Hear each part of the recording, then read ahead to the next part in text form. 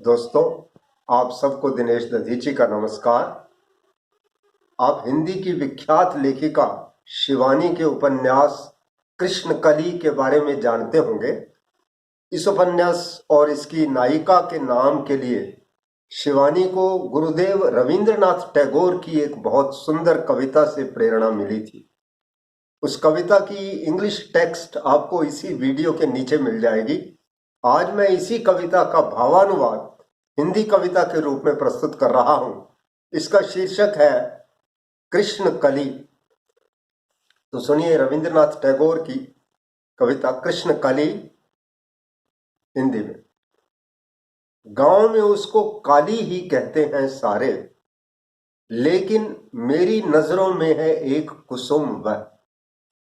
हिरनी जैसे नैनों वाली उस लड़की का कृष्णकली रखा है मैंने नाम अनोखा। दिन भर बादल घिरे रहे थे आसमान में, जिस दिन मैंने एक खेत में कृष्ण वर्णा बालिका के नयन देखे। नहीं था आंचल कोई ढांपे हुए सिर, केश भी उन्मुक्त थे लहरा रहे पीछे से उसके। काली चाहे जितनी भी काली हो वह, मैंने तो उसके हिरनी जैसे काले नयन ही देखे हैं बस।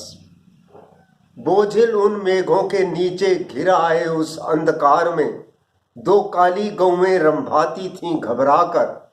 इसीलिए कुछ चिंतित और त्वरित कदमों से वह कुटिया से बाहर आई और उठाकर भौहें अपनी देखा उसने आसमान को।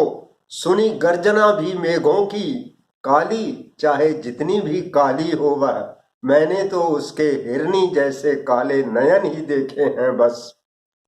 तो पुरवाई का झोंका आया, लहरा उठे धान के पौधे। उसी खेत में ऊंचे एक स्थान पर मैं भी खड़ा हुआ था। उसने मुझको देखा था या नहीं, सिर्फ हम दोनों को ही ज्ञात है यह। काली चाहे जितनी भी काली हो वह, मैंने तो उसके हिरनी जैसे काले नयन ही देखे हैं बस। इसी तरह हर बार ज्येष्ठ में पूर्वोत्तर में उठकर आते हैं ये कजरारे से बादल। उसके बाद आषाढ़ मास में यूं तमाल के झुंडों पर उतरा करती है वह कोमल काली छाया सी।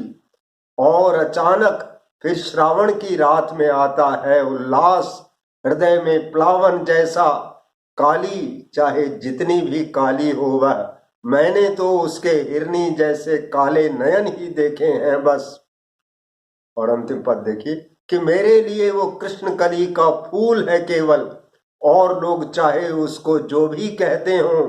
मैना पारा गांव के खेत में देखे मैंने, हिरनी जैसे उसके दोनों काले नैना। आंचल से सिर नहीं ढका था, किसी तरह शर्मिंदा होने का उसको अवकाश नहीं था। काली चाहे जितनी भी काली हो वह, मैंने तो उसके हिरनी जैसे काले नयन ही देखे हैं बस। धन्यवाद।